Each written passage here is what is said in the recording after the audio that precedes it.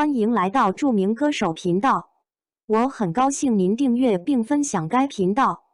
纪实：童年被骂人妖，后遭那英抛弃，周深到底经历了什么？2014年，他留着寸头，眼神忐忑，浑身散发自卑气息。我就想来到这个舞台，让4位专业导师听下，我能不能唱歌，能不能唱出自己的未来。2015年，他用雌雄莫辨空灵嗓音演唱《大鱼海棠》，突然火遍全网。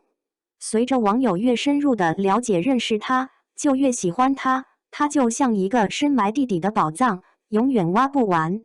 或许很多人在想，这样的宝藏男孩为什么现在才进入大众的视野？回看他的经历，他看起来并不像一夜爆红。1992年秋，周深出生于湖南邵阳的一个闭塞落后的小山村，上有一个比自己大5岁的姐姐。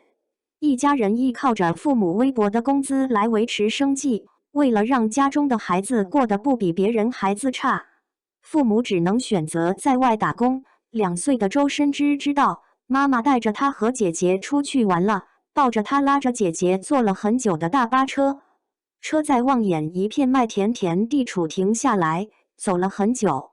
妈妈不知道是不是被风吹到，抖着手让满眼慈爱的爷爷奶奶抱着她。妈妈1步3回头消失在了大门口。没了妈妈的管束，她和姐姐每天都在田地里和草垛中玩耍，无聊了就一起玩泥巴，在大山里喊叫。太阳的毒辣让她变得黝黑。想看电视，早上姐弟俩赤着脚翻过几座山去亲戚家看，亲戚每次看见与同龄人相比矮小瘦弱、皮包骨头的她，都会让她吃很多馍馍再走。晚上回来时，姐弟俩一抬头就被满天的星星惊讶到了。累了就回家睡在一小撮稻草床上，房间里充满香包味道。冬天家里取暖仅只靠一壶烧热的水。早上起来，他都会高兴地问爷爷奶奶、爸爸妈妈什么时候才能回来呀？刚开始爷爷奶奶还会一脸慈笑对他说，妈妈过几天就会回来了。于是又黑又矮的他每天望着空洞的大门口，几天又是几天，又是在草堆和麦田中度过的一天。中秋了，门口还是空无一人。姐弟俩第一次吃到了院子里3户人家一起分的一个大月饼。小短腿的他最喜欢在庄稼收割后留下的一个个泥泞的坑，自己故意把脚踩下去，然后被爷爷奶奶拔出来的那种愉悦。有次正玩着泥巴，遇到一条蛇，哭着跑回家跟爷爷奶奶说，那条蛇竖起来跟我差不多高，我好害怕。我拿起旁边东西举着，蛇也没有跑。我想妈妈了。爷爷奶奶一脸严肃，把他抱起拍拍我的背，你已经长大了，是个男子汉，不能因为这点小事而哭。因为当地流传一则迷信，人遇到蛇如何脱险，你站起来或者拿起锄头比它直起来高，它就不咬你。也是这件事，蛇成了他的阴影。穷人孩子早当家，6、7岁的他意识到父母为了姐姐和自己才会出去挣钱。村里不通自来水，姐弟俩每天做各种家务，挑水、拾菜、农田斗蛇，赤脚上学，上山砍柴，还要兼顾喂家里的几头猪。每年年底再把养肥的猪卖掉，这就是唯一的重要经济来源。亲戚住得远，每隔3、4个月就会看见亲戚拿着几枚鸡蛋，用怜悯的眼光看着我们姐弟俩。小学时，由于家住大山里，一个破旧的小房间里塞满了所有年级的人，只有一人用着浓重的家乡口音教着语文和数学。老师在给别的年级讲课时，其他人只能自己学习看书，而他待在角落里，老师根本不会注意到，一天下来学不到什么知识。这种日子一直到他上3年级的时候，父母在贵州的工作稳定了下来，开了一家小门店，他才终于在早已放弃的门口处见到一脸沧桑的父母。他躲在爷爷奶奶身后，很久才鼓起勇气踏出那一步。父母心疼地把她抱入怀中，带她和姐姐去了贵州。来到贵州，她并没有轻松下来，一个人在店里写作业，帮父母看店，一个人做好饭送到父母门面去给他们吃，自己生病躺在床上，自己倒水做饭照顾自己，忍到不行时才自己去医院看病。每次别的小朋友有人接送时，他只是低下头，继续像之前那样自己上下学。声音不断从他的耳朵中突破：“爸爸，你拿伞来接我了。”让他觉得笑声也能如此的刺耳。看向空无一人的校门口，默默拿起书包，一路小跑回了家。幸运的是，在音乐课上，他被老师点名起来唱歌。他的音准和特殊的音色让老师感到惊讶。由于清亮尖细的嗓音，他被招到学校的合唱团，成为了老师心中的音乐才子，当上了小学合唱队的大队长。这是他第一次有了朋友，让他喜欢上了自己的声音，喜欢了音乐。有了他的加入，合唱队只要去外比赛，冠军基本都属于他们的学校。一时间，他成了同学之间的香饽饽，身边的朋友也逐渐多了起来，一起上下课，一起度过周末。到了初中，周围的男生都由稚嫩的童音收到了低沉的大提琴，只有他被塞了把刺耳的小提琴。同学从刚开始的安慰“没事，你也会慢慢变的”，到后来站在他的面前，你说话跟个小女生一样，娘炮，炫耀。我成年了，他成为了同学们眼中的异类，被贴上身材矮小、声音尖细的标签。男生叫他娘炮，不喜欢和自己待在一起，女生更是不敢靠近。从此，他引以为傲的声音成为他的利剑，友情成为了奢侈的存在。为什么我的嗓音跟别人的不一样？我的声音很怪吗？偷偷躲在角落里，不断反问自己。每天努力压低声音，连说话大声都要鼓起勇气，减少和同学的交流，再也没有唱过一首歌。只要放学回家，就偷偷躲在电脑面前，对着麦克风捏着嗓子练习，好让声音粗一些。直到现在仍习惯压着嗓子，让我放松嗓子我不会，我已经不知道放松是什么样子了。高中时，由于音乐天赋被贵阳市重点高中的第6中学录取，他对新的学习环境并不抱有任何的希望，继续每天压低声音，减少和同学交流，但又渴望那一丝友情。刚入学，他从来不赴约去 KTV， 不敢开口唱歌。一次校园歌唱比赛，在同学的怂恿下，紧紧咬着牙报名了。那时他唯一的愿望就是在台上唱歌，有人愿意听。没想到一首歌唱完后，他看见台下所有人都站起鼓掌，投来的都是羡慕和欣赏的眼光。他非常顺利得到了冠军，成为了学校里那个会唱歌的男生。他又找回了当初的感觉。后来只要学校有大大小小的演出活动，他自然成为了台柱子。学长被他所吸引，特意邀请他演唱自己原创歌曲《雨后不见了》，他慢慢找回了小时候唱歌的快乐。2010年，17岁那年，他无意间发现了一个可以不露脸唱歌的网络直播平台，那里不用担心被嘲笑，不必躲藏，可以卸下防备放声唱歌。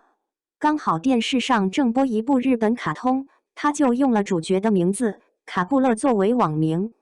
他清新辽阔的嗓音立马吸引了一大波粉丝，他用歌声治愈一天下来疲劳的听众，也疗愈了自己。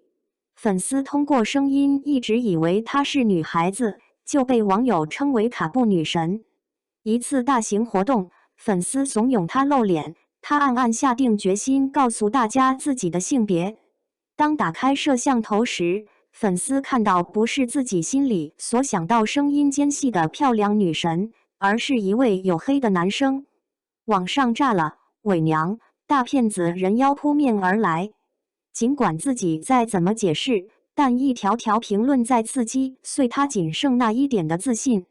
2013年20岁的他高考没有选择自己擅长的音乐，因此考得一塌糊涂，错失了进入厦门大学的机会，被重庆大学录取。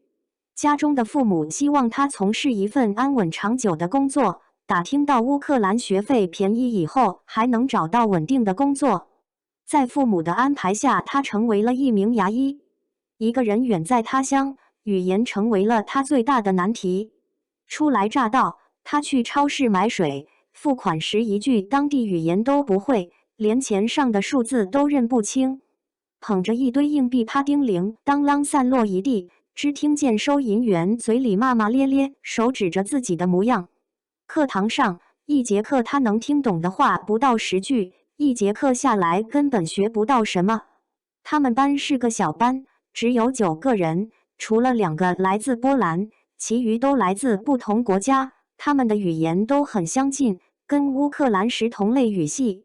由于班上只有他一个中国人，角落里的他经常被老师遗漏，从乌克兰语切换成了同类的波兰语。他对学医一点兴趣都没有，为了不让考试挂科，全部时间都用来恶补语言。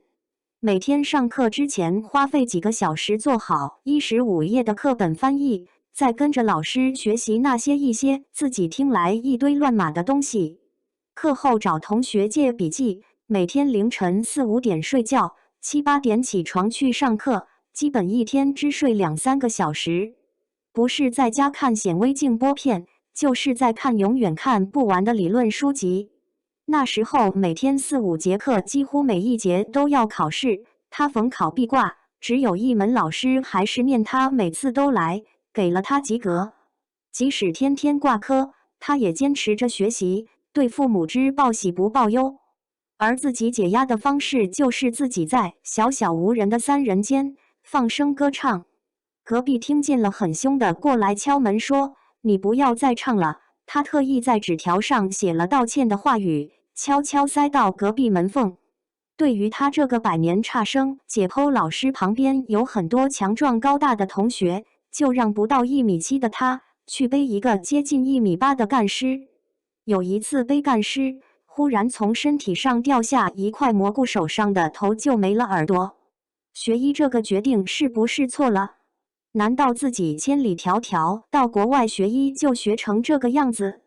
他不断反问自己。大2的时候，果断放弃了学医这条路，感觉自己很难去学一门自己不感兴趣的科目，这才想起自己曾经喜欢的音乐。当时父母非常反对他学习不赚钱的音乐，他一度和家里人闹翻，父母掐断了他的经济来源，试图控制住他。他边兼职边学习，去酒吧驻唱，吃着最便宜的土豆来维持生活。经过反复尝试，他成功考上了利沃夫国立美术学院学习美声。一位男中音老师听到他的声音后，这个学生我要了。他激动着以为自己成功了，终于是个正式学习音乐的人了，一路蹦蹦跳跳回到宿舍。没有学费，就去打黑工，教1个小时30块的中文课。那时方便面已经成为了他的奢侈。老师特别看重他，觉得他嗓门高，给了大1的他一首大5的曲子，他埋头苦练了1周就声带小结了。为了恢复，他做尽了能做的事情，针灸、拔罐、按摩、西药、中药，最后还是没有办法恢复。我难道这辈子再也没有办法唱歌了吗？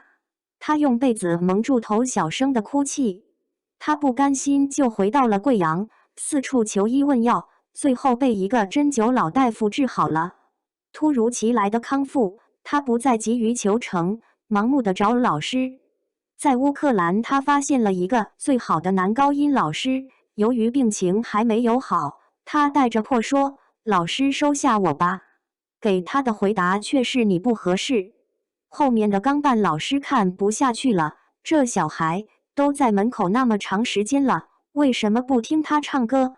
之后每次来，钢办老师都会说：“我的小太阳来上课啦。”他3个月的死缠烂打，老师才收他为徒。大2时，乌克兰的货币一直贬值，70多岁的老师工资只有300多美元，看他牛仔裤破了，直接买了一条$400的裤子。老师自己都舍不得吃水果，却经常给他买大约5块人民币一个的猕猴桃。金子总会被人发现。2014，他被《中国好声音》第1季胡敏妍找上，看到私信后，他还以为是骗子，就没当回事。第1季爆火后，胡敏妍又来找他。我不想站在很多人面前，知道肯定会听到不好的话，我中学时代已经听够了。胡敏妍不甘心，连续发了3个月的语音。转到音乐学院后，我都踏出这一步了，有人推着我的梦想前行，为什么我不去试试呢？终于打动了他，他决定克服心理压力参加。在后台试音时，他从早上一直等到晚上11、2点，旁边的人已经试了4、5遍了。最后选手管理队角落矮小的他说：“你带的选手呢？留着寸头，眼神忐忑，浑身散发自卑气息。我就想来到这个舞台，让4位专业导师听下，我能不能唱歌，能不能唱出自己的未来。”台下的观众，这人能唱吗？一手欢颜，让杨坤和那英首先转了过来。男的其貌不扬，却惊艳四座。唱完后，收到那英的赞美：“你比女生唱的还好。”他进入了那英的队伍，但自己性格在团队中格格不入，经常一个人默默坐在角落。父母看到贵阳的报纸，知道了他参加了比赛，遇到一个客人就说：“欢颜，你听过吗？我儿子周深唱的。”而在导师那英眼里，他能拿得出手就只有嗓音了。对不起周深，我喜欢李维，让他痛失了夺冠的机会。他在后台失声痛哭。在谈石那英时，他即使我的伯乐，又是帮助我的老师。2015年，高晓松通过隐约发现了这块璞玉，娜姐把我拉进群说有人想找我唱歌，我立马丢下手机，捶床的，特别激动。高晓松自掏腰包，不仅给他写了首《玫瑰与小鹿》，还把他推给了大鱼海棠制作者。刚开始他们想找大咖来唱，后来想找周深录一个小样。在没有专业设备下，他捂着被子用手机反反复复录了几10遍小样。拿到小样后，立马决定让他来演唱。这一年，他斩获第23届东方风云榜最佳新人等多项大奖，大鱼也成为了年度10大金曲之一，获得9个大奖。2016年，他再次突破了自己的心理防卫线，参加了蒙面唱将猜猜猜，一身蓝色长裙，脚踩恨天高，一手身骑白马，惊艳四座，被网友称作天籁之音的女神。直到揭开面纱，才恍然大悟，原来是个男孩子。终于得到了肯定，他也慢慢变得自信了起来。2021年，他参加了电视剧《品质盛典》时，贾乃亮生气地说：“周深，你怎么也来了？好好唱你的歌不行吗？来跟我们演员抢什么饭碗啊？”双引号，少管我。在被问到有什么对粉丝说的时候，少管我。如今周深经常能在各大综艺上见到他，相信他以后在乐坛中会越走越好。